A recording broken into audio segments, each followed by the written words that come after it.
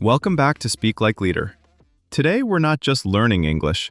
We're fixing something inside your mind that blocks your speaking. Yeah, and if you ever feel like your English is stuck in your head, this episode is exactly for you. Maybe you're tired. Maybe you're avoiding work, or just scrolling instead of speaking. But hey, you're here learning English right now. And honestly, even that counts as progress. You showed up. That already matters. Today, we're talking about something very real. That moment when your brain is full of English, but your mouth goes completely silent. You know that feeling. You know the sentence. But when it's time to speak, everything disappears. Exactly. Like your thoughts are working perfectly inside, but outside, nothing comes out. And many learners think, why am I like this? I understand English. So why can't I speak it? The truth is, it's not only English, it's overthinking. That constant habit of thinking, editing, worrying, before even saying one simple sentence. Let's start with a real situation. Zoe, do you remember a moment when you completely froze while speaking another language? Oh yes, I remember being in a bakery in another country. I had practiced my sentence perfectly. Sounds confident so far. I walked in thinking, easy, I can do this. But when the moment came, my brain just stopped. Like a sudden blackout? Exactly. 1 second I was ready. Next second, nothing. Just blank. What did you try to say? I wanted to say, can I have that chocolate cake, please?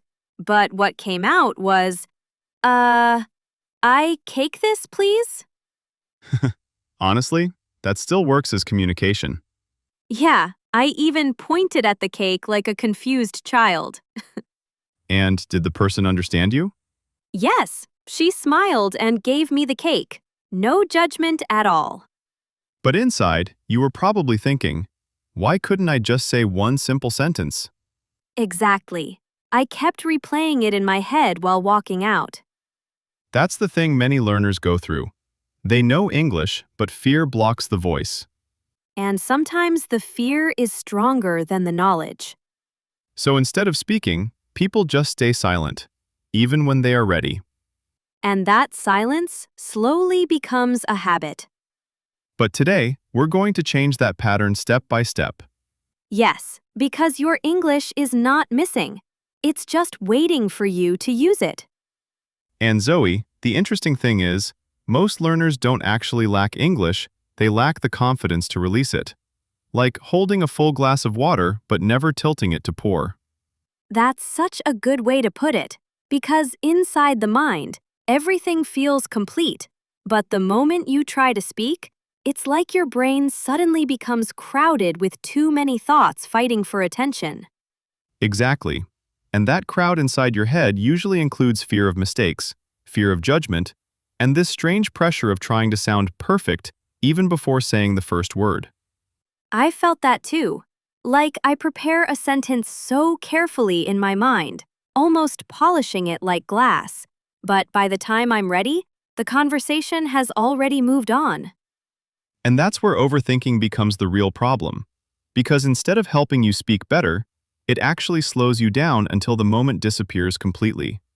It's like standing at a door with the key in your hand, but instead of opening it, you keep checking if the key is shiny enough.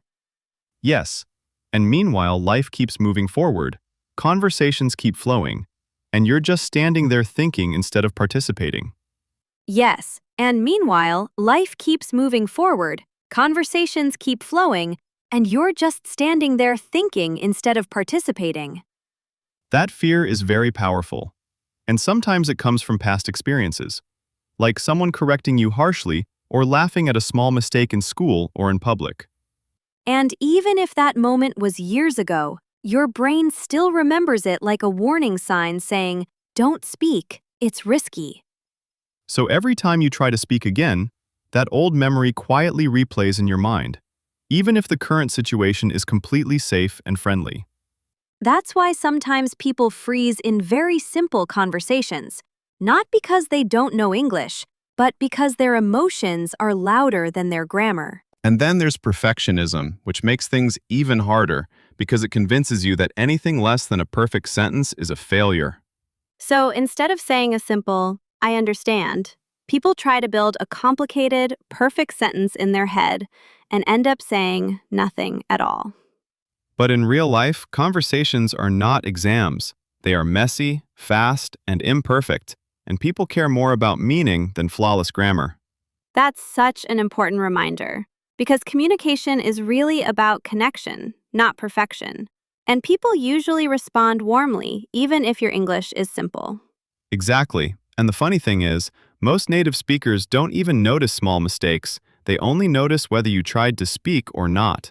I've experienced that too, because when I finally speak, even with mistakes, people still understand me, and the conversation keeps going naturally.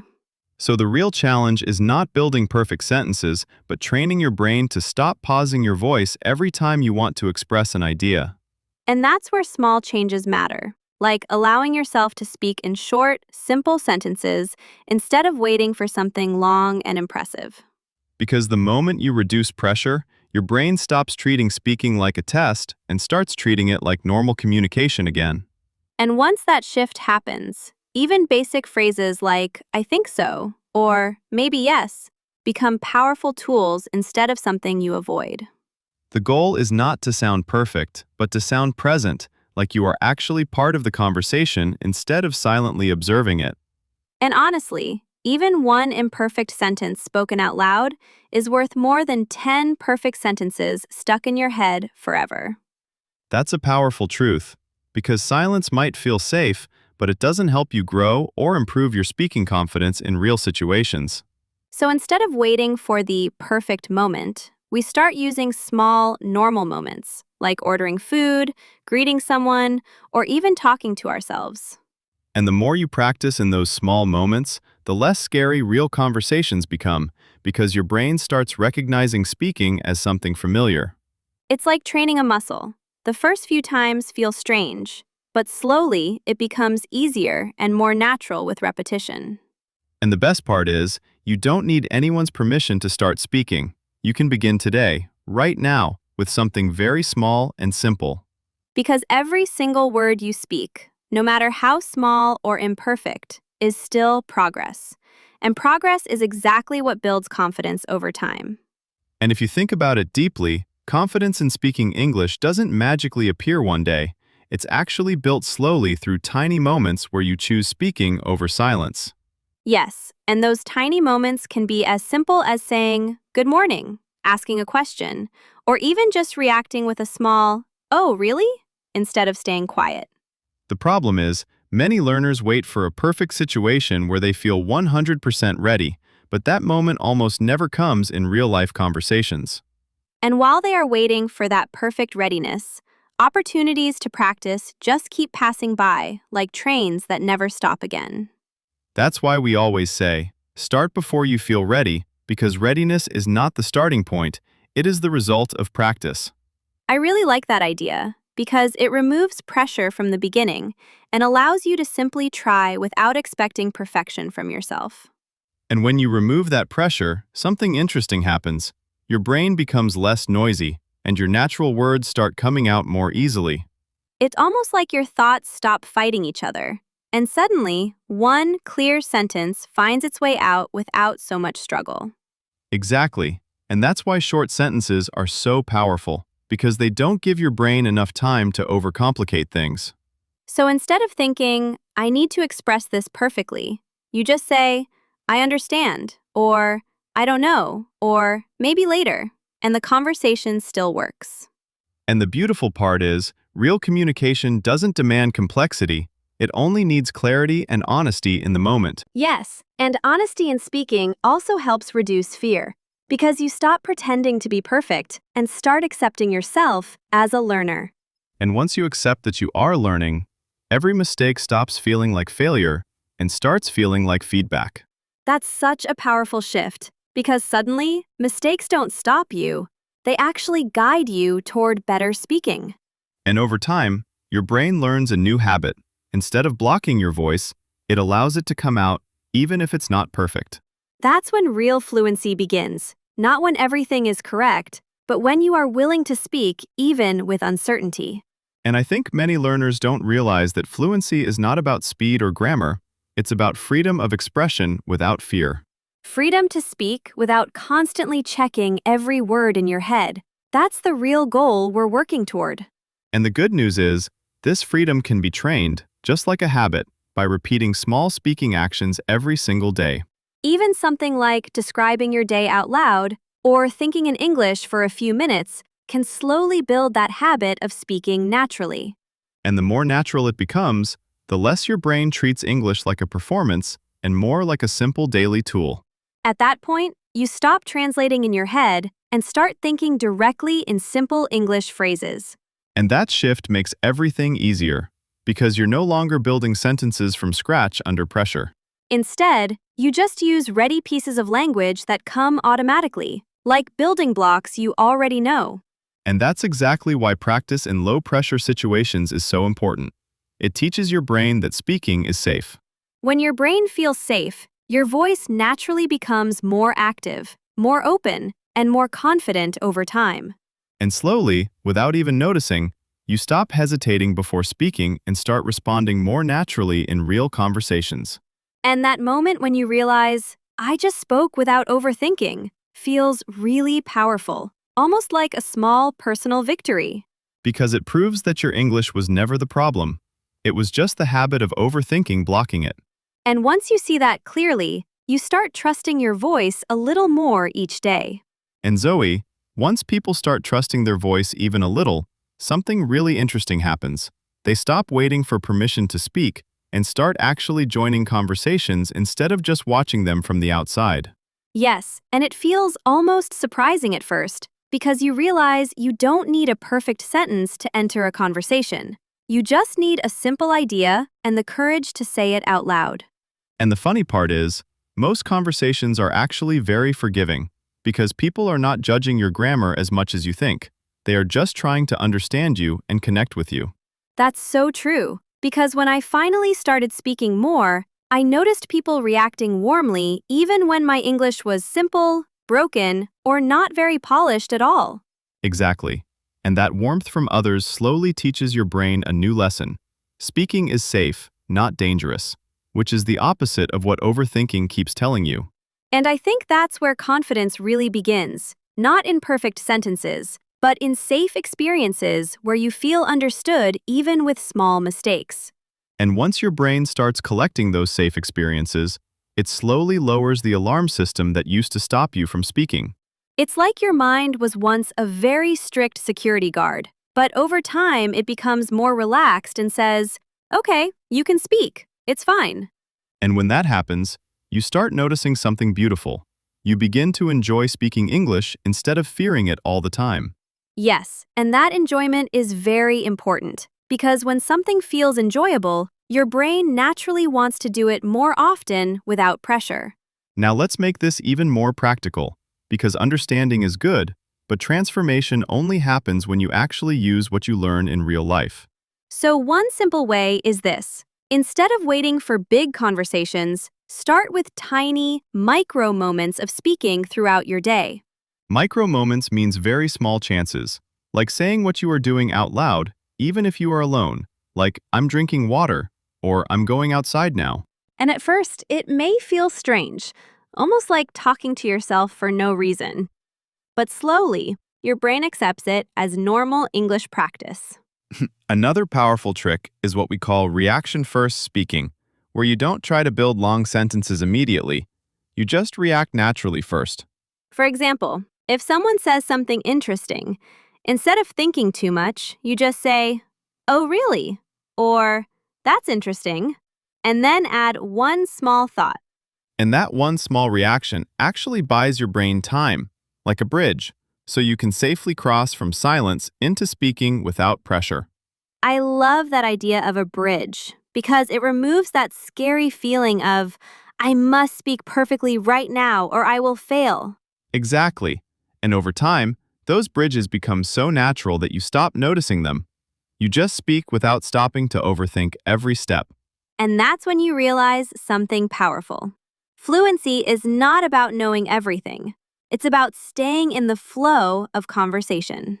And staying in flow also means accepting that pauses, small mistakes, and simple sentences are all completely normal parts of real communication.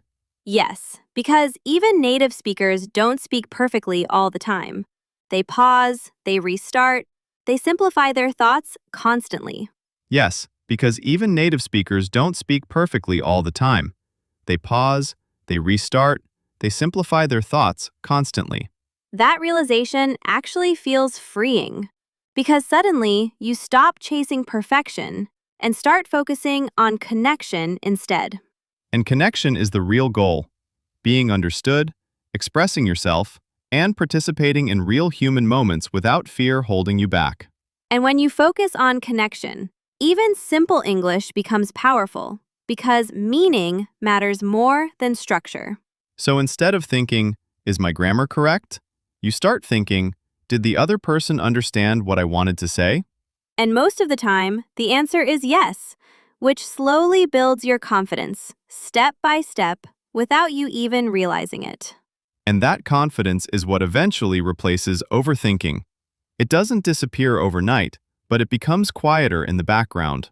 And when overthinking becomes quieter, your real voice finally gets space to come forward and express what you actually want to say. And when that real voice finally starts coming out more often, something very natural begins to change. You stop translating every single word in your head and start thinking in simple English ideas instead. Yes, and at first, it's not perfect thinking in English. It's more like small pieces, like, I hungry, I go now, or this is nice. But even that feels like a big step forward. Exactly, because fluency doesn't begin with complex sentences. It begins with comfort in simple thoughts that don't require heavy mental effort. And the funny thing is, once your brain gets used to those simple patterns, it slowly starts building longer sentences on its own, without so much pressure from you. It's almost like your brain is learning a new language rhythm in the background, even when you're not actively trying to study all the time. And that makes learning feel less like studying, and more like living in the language a little bit every day. But Zoe, there's another important part we shouldn't forget. Many learners still feel scared when they speak in front of others, even after practicing alone. Yes, because speaking alone feels safe. But speaking with real people brings emotions, reactions, and sometimes fear of judgment. And that's exactly why we recommend starting with safe speaking situations, where the pressure is low and the environment feels friendly and supportive. For example, talking to a close friend, sending a short voice message, or even practicing with someone who knows you are learning English.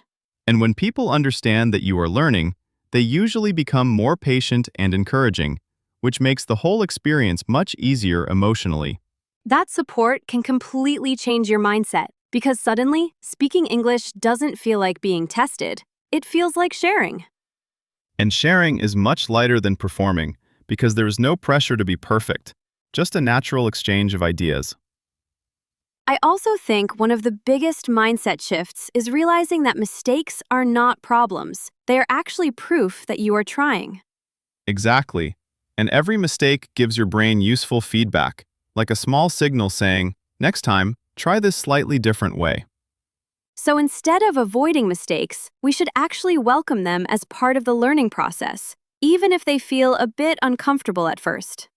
And over time, that discomfort reduces because your brain stops seeing mistakes as danger and starts seeing them as normal learning steps.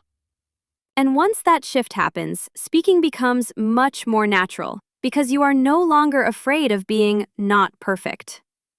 And that's when real confidence begins. Not loud confidence, but calm confidence, where you just speak without stopping yourself every time. And that calm confidence is what we really want for our learners because it feels sustainable and real in everyday life.